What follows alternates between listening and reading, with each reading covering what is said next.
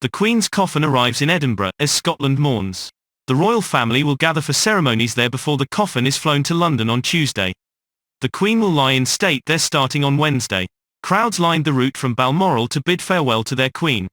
Edinburgh, the coffin carrying Queen Elizabeth II on her final journey on Sunday arrived in the Scottish capital Edinburgh, now the focus of national mourning, after a 6-hour procession from Balmoral Castle, the country estate where she died.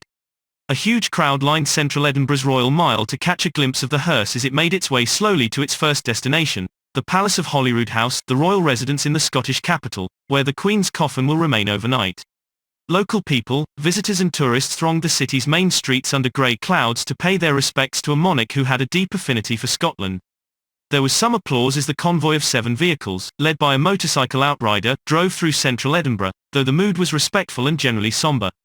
At the palace, the procession was greeted by a guard of honour and military bearers carried the coffin to the palace's throne room.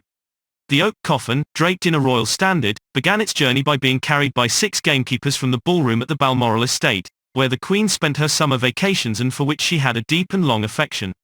The departure from Balmoral, a remote outpost in the dramatic Scottish countryside, began a period during which Britons will be able to pay respects to the Queen before her funeral on September 19 at Westminster Abbey in London. Leaders from around the world are expected to attend the funeral. The White House said on Sunday that President Biden and the First Lady had accepted an invitation. After the procession departed Balmoral, it passed through small towns and bigger cities where crowds lined the roads for a glimpse of the Queen's wreath-covered coffin.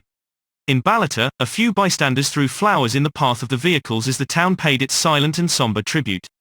The route took the hearse from Balmoral, via Aberdeen, Dundee and Perth, before the procession arrived after 4 p.m. at the Palace of Holyrood House.